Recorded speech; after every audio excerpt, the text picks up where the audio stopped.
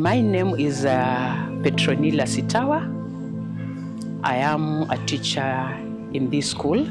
I have taught here for the last 15 years because we opened this school on 12th of January 2009. So by 12th we'll be exactly 15 years old.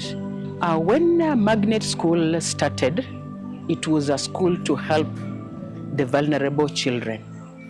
And I remember the first day when the learners were admitted in this school, we had 35 learners who were vulnerable.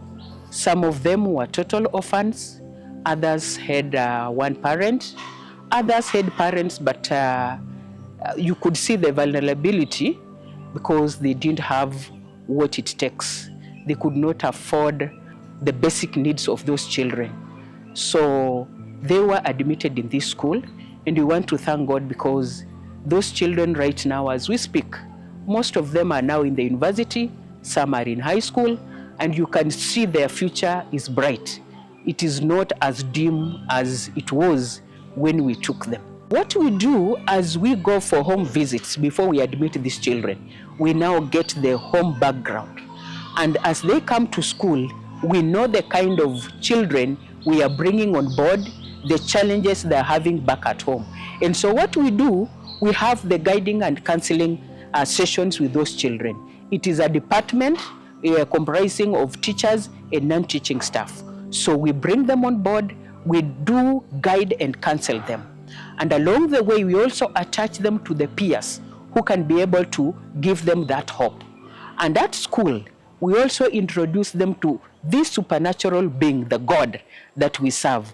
And we give them hope as we ask of them to continue praying and trusting that God is going to change. But basically what we do for those who are having like HIV positive, we ensure that we take them to hospital and they follow their medication, they follow their clinics up to date.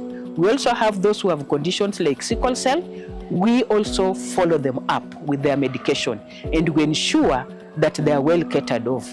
The school also provides a balanced diet for these learners because you know when you are taking medication and you don't have that balanced diet, then you will be compromised. But the school has a feeding program that is comprising of that balanced diet. So their health is actually being catered for. And we see these kids just flourishing. They grow up and they grow up very well. The other program we have is that we continue talking to them in classes. And what we really avoid is we do not even want the peers to know that these children come from that very vulnerable state at home because you know kids are kids. So we just bring them to the same level. They are all equal. So when you come to this institution, you may not know a child who is vulnerable and a child who is not. We have put in the program in a way that we make sure that all these children are on the same level. Like in other schools, you will go and find that parents give their children pocket money, their canteens where they would go to buy food and other things. But when you come in NMS, we do not allow that because of these vulnerable children whose parents cannot even afford to give them that pocket money or give them food to bring to school. So when they come, they all eat the food from the dining hall. We do not allow any snack from home so that we ensure that all these kids are on the same level so that they are all catered.